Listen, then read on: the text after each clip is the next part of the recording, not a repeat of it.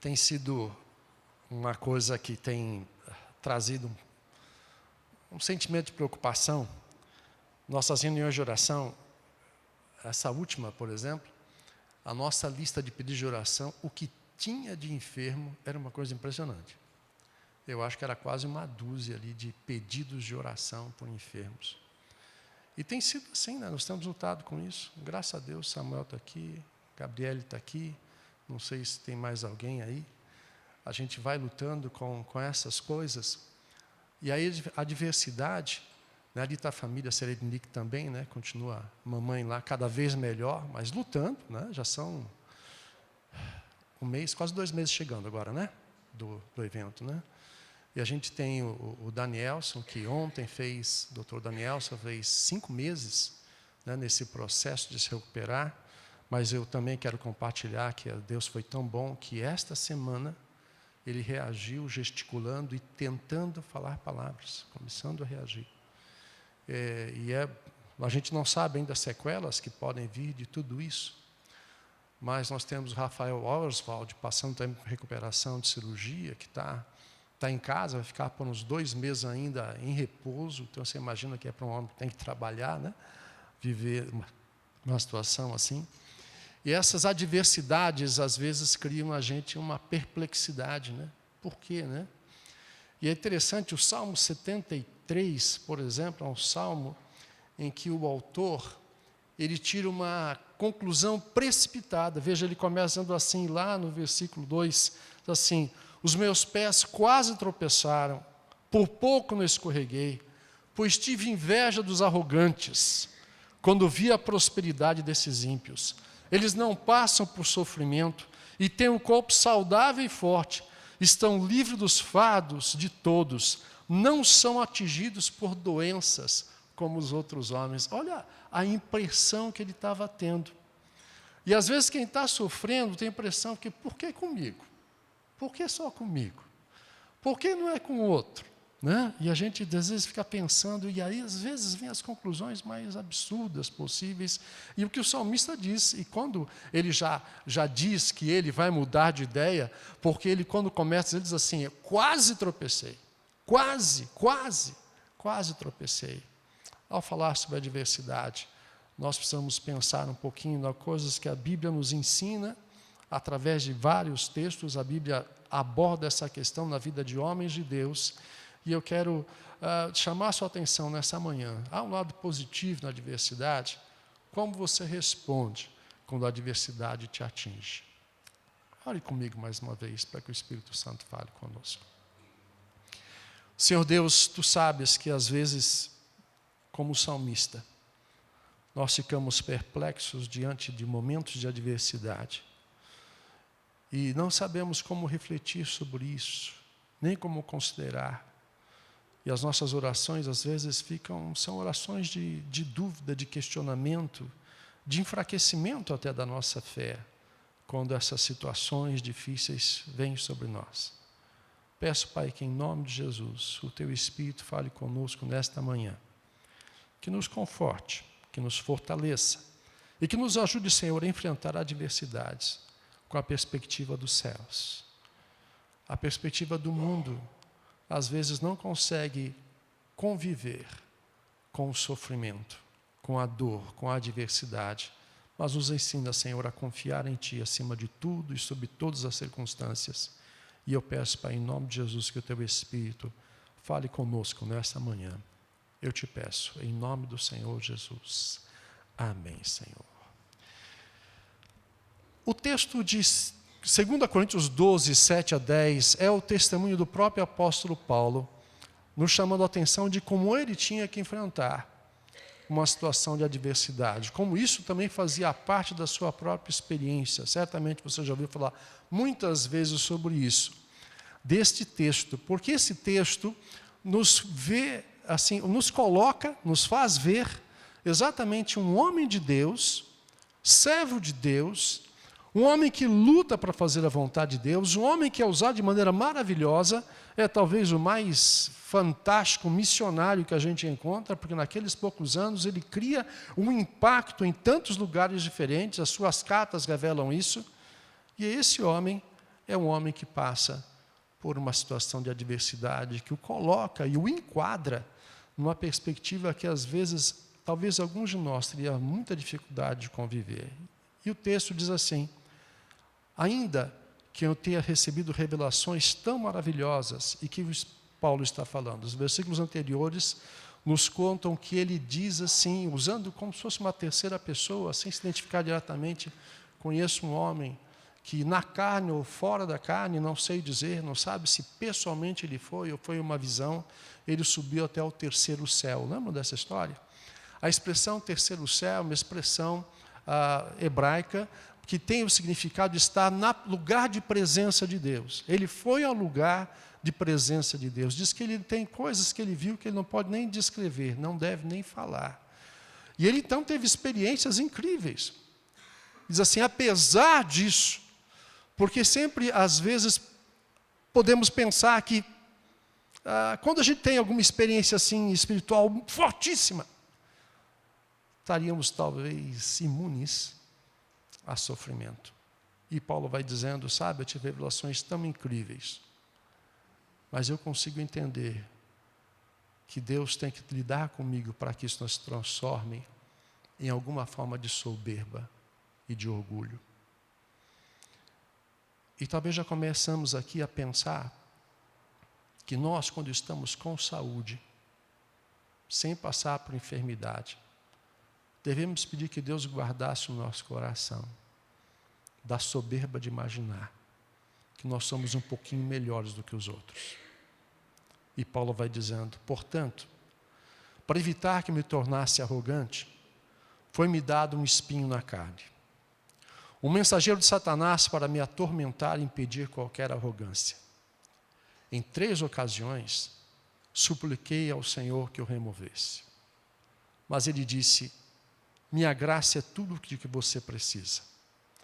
Meu poder opera melhor na fraqueza. Portanto, agora fico feliz de me orgulhar de minhas fraquezas, para que o poder de Deus opere por meu intermédio.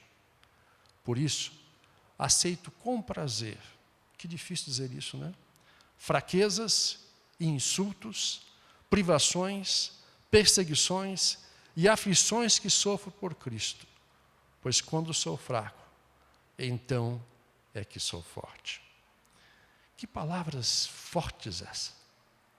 E pensar que ele pode dizer: eu tenho prazer em passar por isso, porque isso trabalha em minha vida de maneira que eu descubro o que é viver na dependência do poder de Deus. Essa expressão espinho na carne nunca nos foi colocada. Paulo não fez esse favor para nós de nos contar exatamente o que estava acontecendo com ele. Há várias teorias, alguns acham que é só uma forma de ele expressar a perseguição que ele passou em vários lugares. Você vai lembrar que tem lugar que ele foi apedrejado e dado como morto. Mas existe a possibilidade muito forte que esteja falando de uma enfermidade física. E uma das teorias que considero bastante interessante é que Paulo tivesse um problema nos olhos. Por exemplo, ao final da carta aos Gálatas, lá no capítulo 6, você vai encontrar Paulo dizendo assim: eu tomo a pena em minhas mãos, porque ele usava muitas vezes nas suas cartas alguém que era como um secretário. A expressão usada naquele tempo é amanuense, alguém para quem ele ditava e ia escrevendo. E ele fala no final de tudo assim: eu pego essa pena agora em minhas mãos e redijo o final com letras grandes, para que vocês saibam que sou eu que estou por trás dessa carta. Como se fosse uma forma de autenticar o conteúdo que ele escreve da carta aos Gálatas. Mas é interessante ele tomar essa pena na mão e escrever com letras grandes. A dificuldade visual, que hoje nós podemos lidar de maneira muito mais simples, pela a possibilidade da medicina atual, não era disponível para que Paulo pudesse, quem sabe, superar um problema que não fosse tão complicado assim. Mas pode ser uma possibilidade. Nós não temos certeza disso, esta é só uma das teorias que é considerada uma das mais viáveis e possíveis de que Paulo está enfrentando. E imagino que seria para um homem de Deus a dificuldade da leitura de acesso à própria palavra do Senhor. E é possível que os anos iam se passando e esse era um problema que ia se agravando. Nós não temos certeza, parece que Paulo conseguia ainda fazer alguma coisa em termos de leitura, pois uma vez aprisionado na segunda carta dele a Timóteo, ele pede que Timóteo traga os seus pergaminhos, ou seja, para que ele pudesse na prisão ainda ter acesso à informação. Então, talvez fosse ainda possível fazer isto, mas talvez um problema meio recorrente que causasse uma situação assim difícil. O que importa é dizer que ele reconhece que este era então uma forma pela qual Deus trabalhava com ele. Vamos falar algumas questões fundamentais quanto à diversidade. A diversidade é universal, não é restrita a uma pessoa. Eu sei que quando o mal se abate sobre nós, individualmente, nós temos a sensação que parece que o foco de tudo que é ruim está caindo de cima da gente, né? Por que é só comigo que acontece? Por que eu tenho que passar por isso? Agora, uma visita num hospital ajuda a gente a lembrar que tem mais gente lá hospitalizado e passando problemas, às vezes, muito mais graves, muito mais difíceis do que nós. Segundo aspecto importante é saber que a diversidade vai ter formas diferentes, mental, física ou espiritual. Todas elas podem ser formas pelas quais experimentamos aquilo que Paulo estava experimentando, um trato em nossa vida. Também, em terceiro lugar, a diversidade é limitada para com os filhos de Deus. 1 Coríntios 10, 13, nós temos o texto que diz assim: as tentações em sua vida não são diferentes daquelas que outros enfrentaram. Deus é fiel e Ele não permitirá tentações maiores do que vocês podem suportar. Quando forem tentados, Ele mostrará uma saída para que consigam resistir. Essa é uma promessa muito especial de Deus. Eu não sei como você se sente quando você está passando por um momento assim. Eu já tive fase na minha vida, e já se vão agora 10 anos, chegando nesse momento de completar isso, que eu tive uma sequência de cirurgias. Uma foi puxando a outra, e foi tão impressionante, aquele 1 a 2 anos, 2 anos pelo menos, que foram assim intensamente.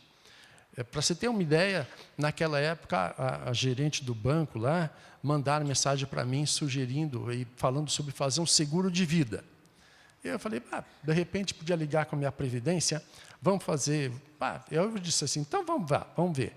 E eles começaram aquele trâmite de fazer uma avaliação de seguro de vida. Por causa do meu histórico de cirurgias que eu tinha tido, o banco rejeitou. Vocês acreditam que o banco disse, não, para você não. Eu falei, mas vocês que ofereceram? Mas depois que olhamos o seu quadro aqui, nós estamos achando que é melhor não fazer seguro de vida para você. Eu falei, está ruim na fita mesmo, né? Está ruim o negócio. Mas se eu tivesse pagando seguro de vida 10 anos atrás, o banco estava ganhando e eu não, né? Eu continuo por aqui. Então, a gente às vezes fica pensando, o que é isso?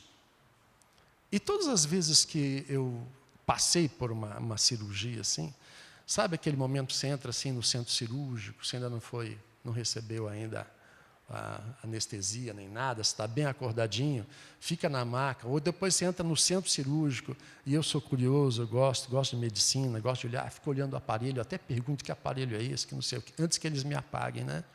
E aí eu fico lá olhando, e às vezes quando dá aquele silêncio, o anestesista ainda não começou a trabalhar, né? A dar aquela injeçãozinha maravilhosa, que você conta até 3, você já foi, né? Ou bota uma mascarazinha com gás, que você respira 1, 2 e apagou. Já passei por essas todas, mas eu gosto de pensar naquele momento assim, Deus, eu sei que o Senhor está comigo. E isso vai passar. Daqui a pouco eu vou acordar e está tudo bem. Mas também se não for assim, Deus, muito obrigado pelo que eu vivi até aqui. Foi tão bom. O Senhor tem cuidado de mim. Se eu não acordar, estou contigo. Isso me traz paz. Mas é bom saber que quando uma adversidade vem, ela é limitada. Deus está conosco. Deus vai cuidar da gente. Eu já citei para vocês uma frase de um cineasta, que eu não gosto nada, nem o filme dele, eu acho que eu vi um e não gostei, mas ele usou uma expressão muito interessante. Não é que eu tenha medo da morte, ele fala, mas eu só não queria estar lá quando ela chegasse. É uma boa colocação, né? A gente sempre diz assim, tudo bem, parte estar com o Senhor, mas como é que vai ser esse momento? As adversidades mexem muito com a gente, mas a gente precisa confiar no Senhor. A questão que nós temos que lembrar é, não se haverá uma adversidade em nossa vida, mas sim como nós vamos lidar com elas. Isso tem que estar na nossa lembrança. Continuando. Como pode um Deus de amor viver sofrer? Essa é uma pergunta que vem para a gente, não é verdade? Como é que é isso?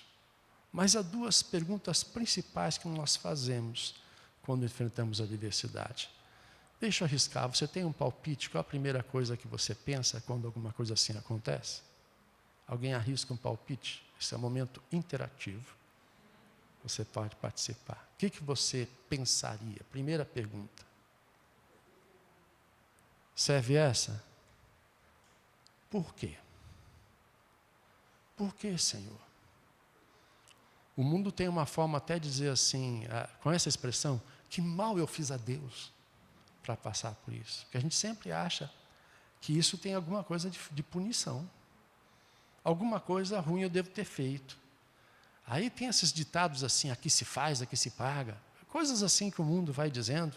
Até alguns acham que essas coisas estão na Bíblia, né? Mas a gente gosta às vezes de colocar coisas assim, imaginar coisas assim. A primeira pergunta é por quê?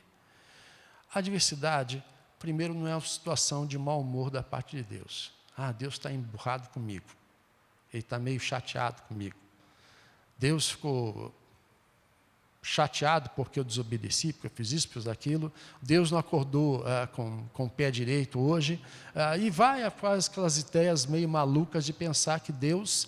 E veja, esse conceito, se para nós ele não é muito assim, relevante ou possível, pense que nesse momento, Paulo está escrevendo a pessoas que vivem no meio de um ambiente de politeísmo.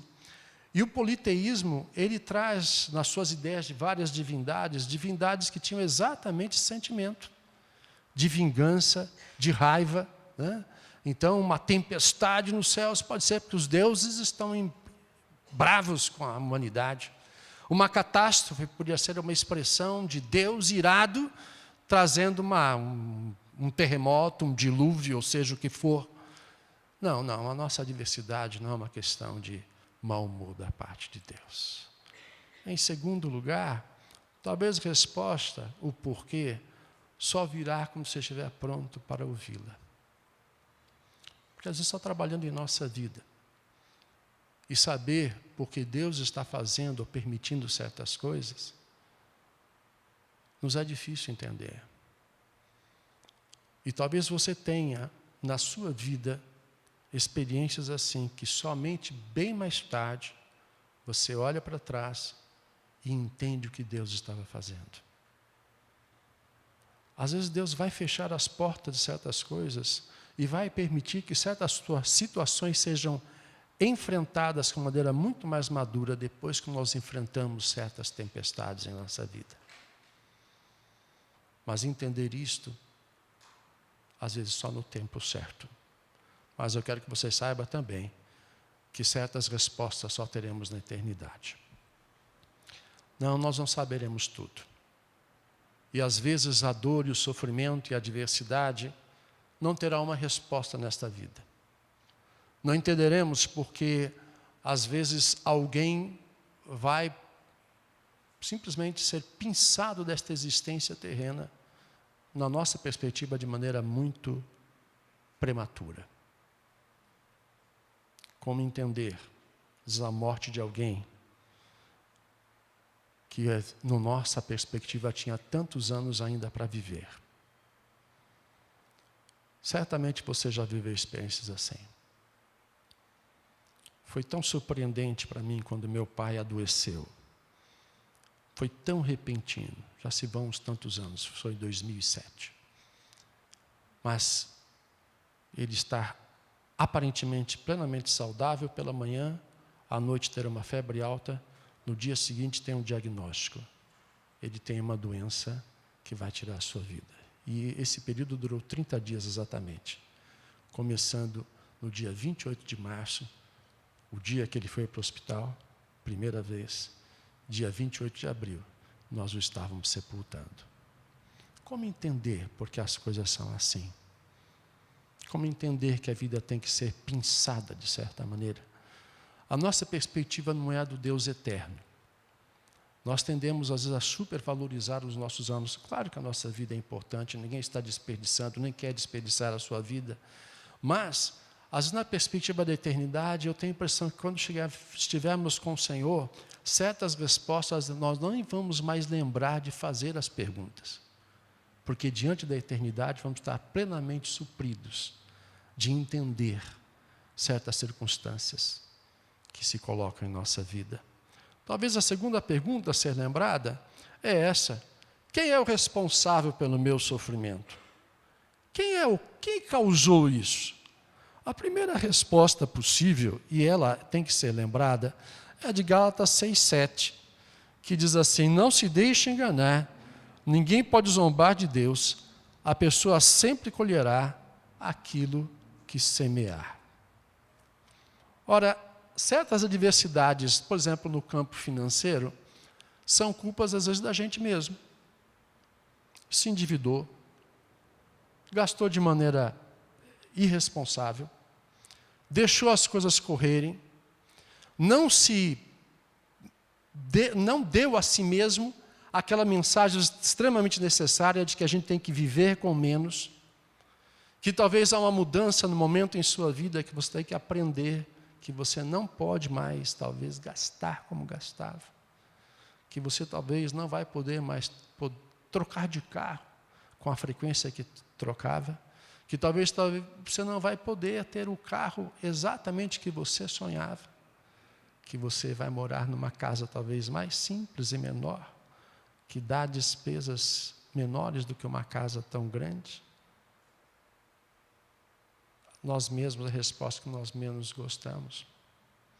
Quando ficamos enfermos e sabemos e temos que descobrir e reconhecer que a gente talvez não cuidou da saúde como devia, que a gente não foi zeloso de cuidar, às vezes tem a ver com alimentação, com práticas de cuidado físico, de saúde, e ficamos perguntando: por que, Senhor?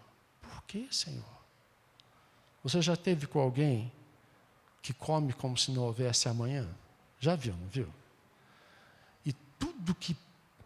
O cara realmente é uma draga, não deixa nada, né? Eu me lembro uma vez, assim, aquela cena me chocou. Você sabe que os norte-americanos gostam de... Eles têm muito mais obesos do que nós. Mas eu me lembro de uma vez, num restaurante, um buffet, aquele que você vai enchendo a bandeja, e tinha um sujeito que não era nada pequeno, bem grandão, e ele passou 2 bandejas, porque uma não dava conta do apetite dele. Ele encheu 2 bandejas, eu falei: onde é que esse cara vai? Será que ele está levando para alguém? Não, era para ele mesmo. 2 bandejas de comida. Depois você fica doente, fica se perguntando: por quê? Por que eu tenho que sofrer? Por que o colesterol está alto? Por que é isso? Por que tem problema cardíaco? Porque é você o culpado. É só você. E agora, Deus vai tratar com você e Deus vai permitir que você passe por isso, que ele precisava se cuidar e não se cuidou. Essa é a sessão, o momento chato da mensagem, não é verdade? Assim, porque você já estava pensando que, puxa, eu vou sair daqui, quem sabe a gente vai numa churrascaria, aí você vai sair lá quase que de maca, né, carregado, você sai sem 2 sentimentos: um, estômago dando comeu demais, e depois também um pouco triste porque a conta que você pagou não foi fácil também não. Então você está diante de decisões diárias a respeito de você mesmo. Como é que eu cuido de mim mesmo? Quem é o responsável pelo meu sofrimento? Em terceiro, é obra do inimigo de nossas almas. Lembra da história de Jó? Satanás aparece com a permissão de Deus. Jó vai ser atingido com o limite de que não pode tirar a vida de Jó, mas o sofrimento de Jó é terrível. Quando você lê aquele começo e você vai vendo aquela história, eu falei assim: meu Senhor amado, que eu não precise passar por esse cursinho de Jó de sofrimento humano. Eu não quero nunca vivenciar o que Jó experimentou. Jó perde família, Jó perde bens, Jó perde a sua saúde. Diz ele sentado em cinza, raspando-se com casco a sua pele.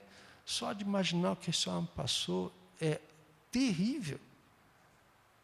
Portanto, a gente tem que lembrar e admitir que às vezes a adversidade vem em nossa vida com a permissão de Deus, com o ataque de Satanás mesmo, atingindo a nossa vida, visando um fim que Deus tem na sua eternidade, na sua soberania, um propósito. Lembra-se que o final do livro de Jó é uma lição da soberania de Deus para Jó e seus amigos. E depois de que eles são repreendidos por Deus, Jó mesmo é repreendido pelo Senhor, até chegar a uma conclusão final das mais incríveis. Jó vai dizer: eu te conhecia de ouvir, mas agora os meus olhos te veem. Não é impressionante que Satanás às vezes tem a liberdade de atacar, e sem que Satanás às vezes saiba, porque ele não é onisciente como Deus é, Satanás na verdade está trabalhando sem que ele mesmo saiba, para cumprir os propósitos de Deus, de forjar na vida de um homem como Jó, um caráter de um forte homem que teme ao Senhor e que entende o Senhor e vê o Senhor como nunca tinha visto antes. Terceiro, pode ser Deus nos disciplinando por amor. O texto de Hebreus nos diz assim: pois o Senhor disciplina quem Ele ama, e castiga todo aquele que o aceita como filho. Enquanto suporta essa disciplina de Deus, lembre-se de que Ele os trata como filhos. Quem já ouviu falar de um filho que nunca foi disciplinado pelo pai? Eu acho que o autor de Hebreus vivia realmente num tempo diferente do nosso, né? Porque a gente já viu muito, não é verdade? O que tem de criança mal criada, né? O que tem de criança que não tem disciplina.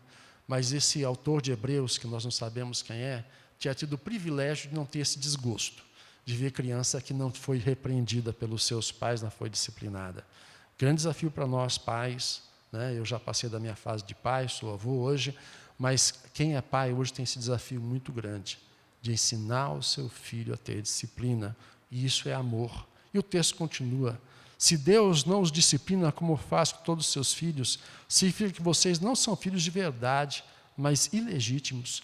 Uma vez que respeitavam os nossos pais terrenos que nos disciplinavam, não devemos nos submeter ainda mais à disciplina do Pai de nosso espírito, assim obter vida, pois nossos pais nos disciplinaram por alguns anos como julgaram melhor, mas a disciplina de Deus é sempre para o nosso bem, a fim de que participemos de sua santidade. A adversidade, às vezes, é a disciplina de Deus, para que nós experimentemos a santidade do Senhor em nossa vida. É às vezes através da dor que Deus vai produzir em nós uma comunhão profunda com o Senhor. Pense um pouquinho comigo. Reunião de oração em nossa igreja tem uma frequência 30 pessoas, André? 25, 20. Se você tiver um problema em sua vida, é muito provável que você considere a possibilidade de vir à reunião de oração nas quartas-feiras. Concorda comigo? Quando tudo está bem, outros oram. Quando as coisas complicam, eu oro. Quando as coisas complicam, eu peço que orem por mim. Quando tudo está bem, acho que eu vou ficar em casa mesmo. Por que será que às vezes Deus permite a adversidade? Como podemos responder à adversidade? Podemos procurar alguém para ocupar. Isso é por causa de fulano, foi alguém que fez a coisa, é porque isso, é por aquilo. E a gente pode dizer várias coisas. Às vezes, na questão financeira, podemos culpar governo, podemos culpar sistema, podemos culpar todas as outras pessoas, mas nunca a nossa falta de disciplinas ao cuidar de finanças. Podemos culpar e fazer exatamente, às vezes eu falo isso brincando, né? Mas a gente às vezes tem assim, maridos, né? A mulher faz aquele monte de comida, aí você faz que nem Adão fez com Eva, né? Diante de Deus. A mulher que tu me deste, ela me deu de comer e eu comi. E a gente diz assim, a minha mulher cozinhou, fez tudo isso, e eu comi, né? Eu fui no restaurante, eu paguei, então, espera aí, bom mordomia do dinheiro lá da churrascaria, comer o máximo possível, mesmo que eu saia carregado, afinal de contas eu paguei, né? É falta de boa mordomia, gastar e não comer tudo que é possível de ser comido. E a gente vai botando sempre a culpa de alguma maneira em algum outro, alguma circunstância. Em segundo lugar, a gente pode buscar uma válvula de escape. Transferindo culpa é uma delas, mas podemos fazer outras coisas para fugir das razões de responder por que passamos por adversidade. Em terceiro, nós podemos negar a verdade. Você já viu gente que tem problema de saúde, mas que não quer ir no médico? Porque tem medo que o médico vai falar. Se eu não for, eu não vou saber. Então, tudo bem. Eu vou levando. E a gente vai se enganando. Na questão financeira, você já ouviu falar que o governo está tentando acabar com o chamado crédito rotativo do cartão. Aquele do pagamento mínimo, não é? Então, tem gente que vive assim, pagando o mínimo. E aquele bolo de dívida vai crescendo, crescendo, crescendo. E quando alguém que vive esse tipo de dinâmica, achando que isso é normal, pede socorro, é porque a coisa realmente chegou num ponto impossível, impagável. Mas não havia coragem de mudar isso. É negar a verdade dos fatos que estão sendo colocados, vividos e enfrentados. Deixa eu dizer uma coisa para você. Se você está passando por uma situação de saúde de suspeita, vá no médico, mas não negue essas possibilidades e não fuja disso. Depois não adianta você dizer assim, que mal eu fiz a Deus. Bom, o mal que você fez não foi a Deus, foi a você mesmo, negando a realidade que você precisava de cuidado. Em quinto, celebrar a festa da autopiedade. Coitadinho de mim. Ai, coitadinho de mim. E gosta que todas as pessoas chorem em sua volta e fiquem preocupadas, te dê devida atenção. Todo mundo muito preocupado com você. Às vezes você nem se conforma que a vida continua normal para os outros. Quando eu estou simplesmente festejando o coitadinho que eu sou. E essa festa da autopiedade é muito interessante, porque quando alguém aparece para a gente, fala que está com algum problema de saúde, você vai dizer assim, isso não é nada. Você não sabe o que eu estou passando. E a gente gosta de celebrar, é a competição para a gente saber quem é mais doente, quem é mais sofredor do que o outro. E quinto, simplesmente desistir. Acontece para algumas pessoas. Você talvez ouviu uma jogadora da seleção de vôlei brasileira, jogava até pouco tempo atrás, faleceu esses dias, essa semana, você deve ter visto no noticiário. E o comentário no noticiário, e eles não falaram muito isso, exatamente porque essas coisas não são divulgadas para evitar contágio, ela caiu, acho que do 17º andar. E a polícia trabalha com a hipótese do suicídio. O que leva uma pessoa a tirar a sua própria vida. Mas a coisa mais terrível é não saber, não querer e fugir de enfrentar a adversidade, simplesmente desistindo de viver e de lutar. Bom, o exemplo de Paulo, do texto que nós lemos, é um exemplo assim. Ele pediu livramento. Muito bem. E é isso mesmo que temos que fazer. Não há nada de errado aqui. A gente pede oração, nossa reunião de oração tem um monte de pedido de oração, nós já oramos por enfermos aqui, continuamos orando, mas no caso de Paulo, Deus disse não. 3 vezes, e Deus disse não. Conviver com isso não é muito fácil. Você já imaginou você estar doente, orar pela sua saúde, e Deus claramente dizer para você, não, não vou te curar. Que ruim, não é? Mas é uma realidade. Em segundo, Deus vai dizer para Paulo exatamente isso, a minha graça te basta. Eu tenho um governo soberano sobre a sua vida. Os teus dias, com saúde ou sem saúde, me pertencem. E eu vou cuidar de você como eu acho que devo cuidar. Porque quando você é fraco, é que você se torna forte, a verdadeira fortaleza de alguém está no seu caminhar com Deus. Ô, gente, como é duro a gente descobrir limitações da gente. Hoje minha condição de saúde é outra, estou bem melhor do que já tive em certos momentos, mas eu me lembro, a primeira vez, e fazem alguns anos isso, que eu fui no médico e ele pediu fazer uma curva glicêmica. E quando veio o resultado, disse assim, você tem dificuldade com a glicemia. Ela não baixa como deveria baixar. Eu me lembro que eu fui para o carro, eu sentei e fiquei sofrendo, acho que por uns 10 minutos. Que é isso? Agora eu vou ter que parar de comer coisa doce, vou ter que não sei. Parecia assim, que uma catástrofe se abatido sobre a minha vida, assim, que, meu Senhor, como é que é isso? E nem foi tão terrível assim. Bom, depois que eu tive que operar estômago e diminuir de peso, esses números mudaram também.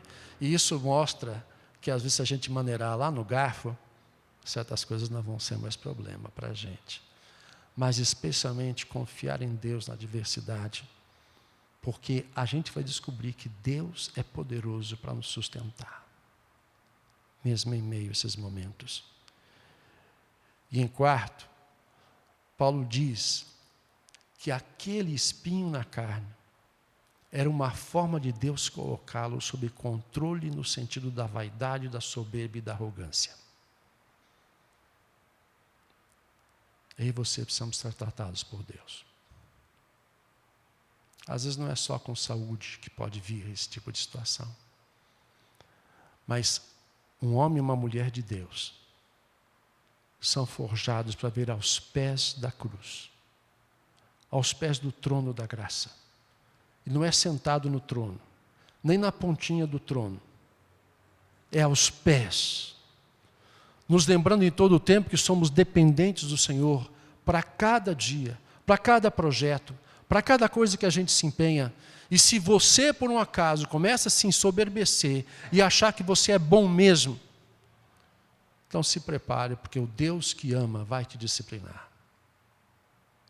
E a disciplina de Deus, quando se faz necessária, ela vem sobre a nossa vida. Portanto, no meio da adversidade, abra bem os seus ouvidos e os seus olhos, porque talvez Deus esteja dizendo ou querendo falar alguma coisa muito importante a respeito de você mesmo. Nós temos também o exemplo de Abraão.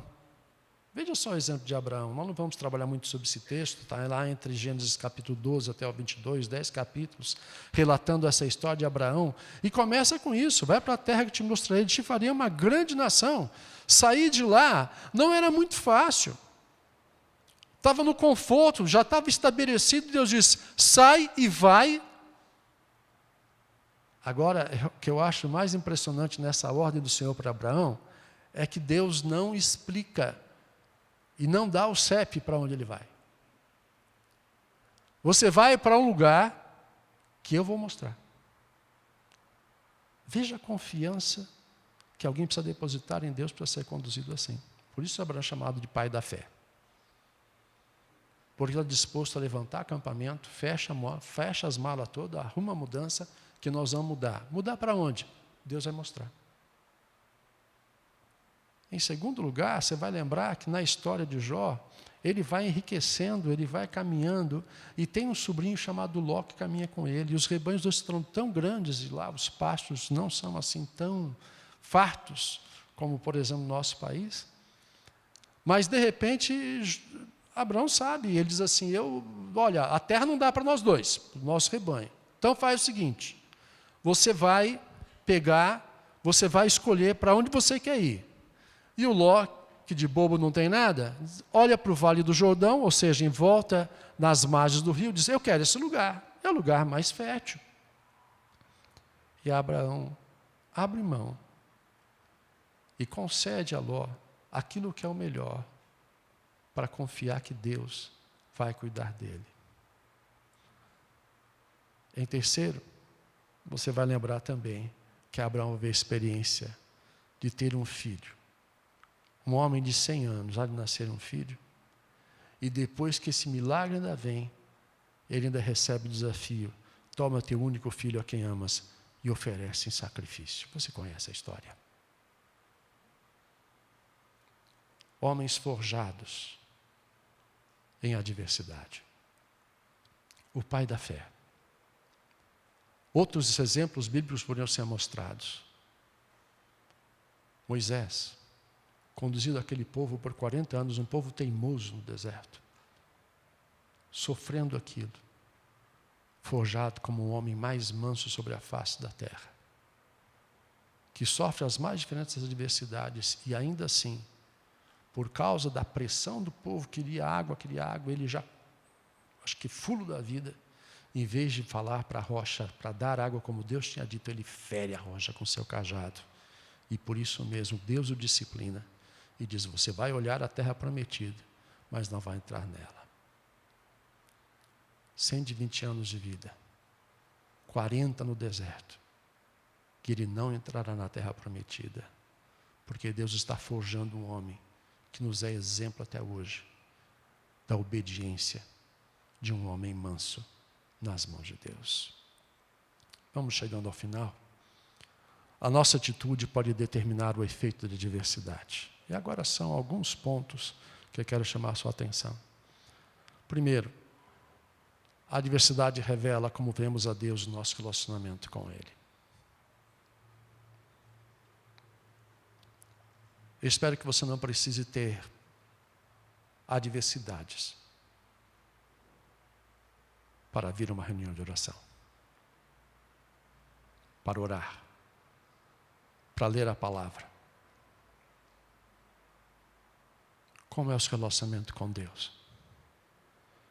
Será que Ele vai precisar trabalhar na sua vida para gerar no seu coração uma necessidade de buscá-lo? Será que a frequência protocolar dominical à igreja te é suficiente? Ou será que Deus vai permitir a adversidade em sua vida para que você venha correndo e dizer: socorro, eu preciso do Senhor? Em segundo, revela como vemos a nós mesmos e quem realmente somos. Vai ser escancarado a realidade de como vai o nosso coração. Terceiro, revela as prioridades da nossa vida. O que realmente importa? Eu fico imaginando uma pessoa que viveu a vida preocupado com bens materiais. Se preocupou, lutou, brigou por ter coisas. E de repente vem uma enfermidade, daquela que vai tirar a sua vida talvez de 1 ano ou 2 anos. O que é que significa tudo que você acumulou? O que é que realmente importa na vida? Em quarto, revela nossas áreas fortes e fracas. Faz uma geografia daquilo que a gente realmente pode e não pode. E quando somos apresentados às impossibilidades dos nossos recursos de saúde física, de capacidade. E agora todos vocês que estão aqui, que já passaram de uma certa idade, como é difícil a gente reconhecer que a gente já não levanta o mesmo peso que levantava. E que a gente já não pode comer tudo que comia, porque passa mal. A gente vai descobrindo na adversidade quem nós somos, nossas fortalezas e as nossas fragilidades. E olha, eu acho que uma das coisas preciosas das adversidades é que elas produzem em nós a capacidade de sermos experientes em ajudar outros também. Revela a nossa disposição de perdoar. Certas situações adversas de conflito, de relacionamentos, nos ensinam e nos desafiam ao perdão. E às vezes quando a gente olha um conflito familiar de outra família, você fica: nossa, que estão brigando por isso, imagina. Aí quando é você que está dentro desse balaio, que é você que está passando por isso, aí a gente descobre se a gente é capaz de perdoar. Às vezes famílias, quando vem aquela situação de divisão de herança, de patrimônio, de inventário, é que alguns se revelam e a gente descobre como é que é o coração da pessoa. Tem mais. E eu vou para a seguinte aqui, 6. Revela a nossa fé em Deus e nos dá a oportunidade de entregarmos nossos direitos em suas mãos. É a história de Abraão e Ló. Confiar que Deus entregou os direitos. Afinal de contas, Abraão recebeu da parte de Deus, eu vou te dar essa terra. E ele divide essa terra com Ló. E deixa Ló escolher primeiro. Mas Deus está cuidando da gente, está cuidando dele. Em 7, revela o nosso nível de perseverança. Nós estamos dispostos a lutar até o final, vamos permanecer firmes, não vamos desistir. Em 8, nos edifica o caráter para o ministério futuro. Às vezes Deus está trabalhando a diversidade, forjando em você uma capacidade de servir a Deus em uma dimensão muito mais desafiadora do que você tinha antes. Missionários que passam por lutas no campo missionário, as dificuldades estarão sendo preparados, forjados por Deus para enfrentar desafios outros, talvez até maiores, mas com fibra, com garra, com a maturidade que sabe que Deus está com a gente. Todos nós podemos ser forjados numa perspectiva divina de saber que nós poderemos ser usados em tarefas muito mais desafiadoras, porque Deus está trabalhando em nós. Em 9, deve aumentar a nossa repulsa pelo pecado. Quando entendemos que Deus pode nos disciplinar por causa do nosso pecado, nós entendemos também, não estou dizendo que todo sofrimento é causado por pecado, mas às vezes as situações que Deus permite é realmente para nos disciplinar e nos trazer de volta ao caminho da santidade. E em 10, nos ensina a compreender o sofrimento dos outros. Quando a gente já passou por aquela dor, nós temos empatia para poder lidar com os outros. Vamos terminando. A adversidade são instrumentos de amor de Deus para com seus filhos. Algumas delas jamais serão removidas. Outras serão. E devemos orar, sempre pedindo a Deus que nos faça entender o quanto antes as lições e o propósito de Deus e nos fazer passar por tal caminho. Talvez Deus nunca vai nos contar. Por quê? Mas é bom a gente aprender que Deus está conosco. E concluo dizendo para você, Deus está mais interessado no que você vai se tornar do que com o que você está sentindo hoje. Esse é um Deus que trabalha, que disciplina, que nos ama, que cuida de nós. Quero convidar você a orar comigo. Em alguns instantes de oração, alguns segundos, para você falar sobre você mesmo. Como é que você se sente? Vivendo hoje, talvez você esteja vivendo um momento de adversidade em sua vida. Difícil de gerir, difícil de entender. Como Paulo, um espinho na carne, que você já orou tantas vezes. A cura não veio. A solução não veio. O que é, Senhor, que eu preciso aprender?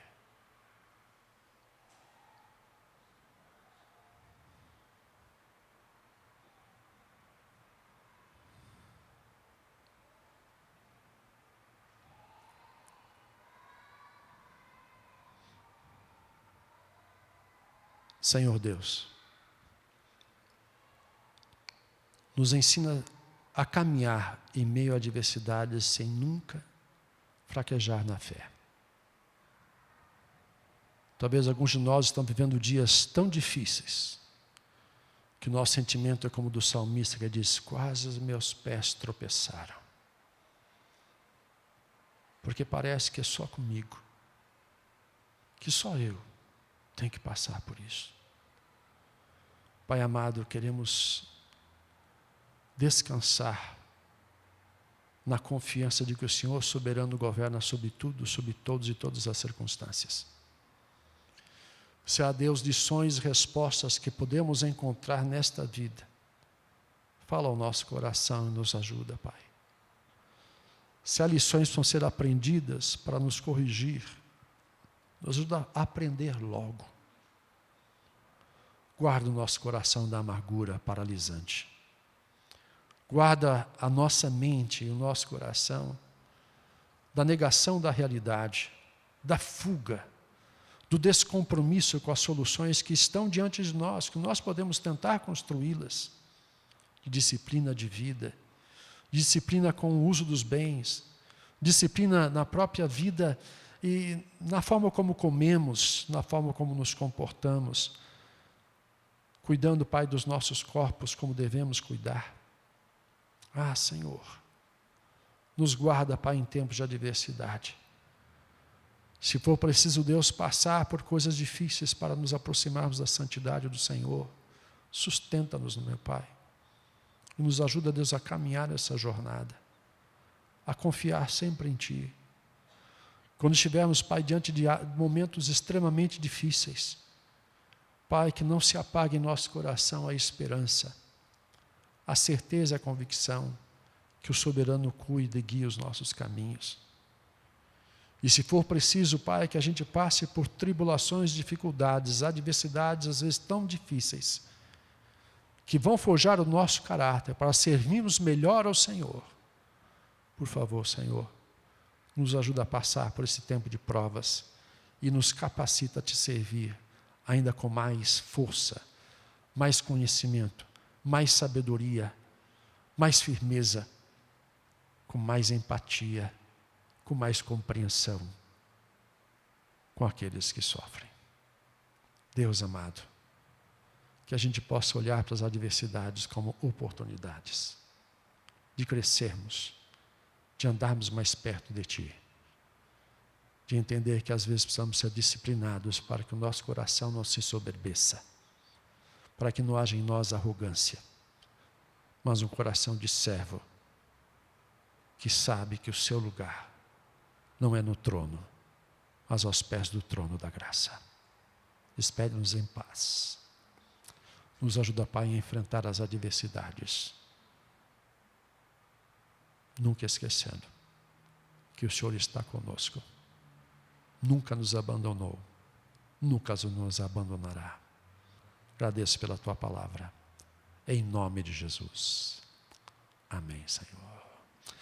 Deus te abençoe e te fortaleça, que você possa vencer as adversidades dessa vida, aprendendo o que Deus tem a nos dizer em cada um desses dias. Deus seja contigo. À noite temos culto. Você é muito bem-vindo a estar conosco às 19 horas. Um domingo abençoado.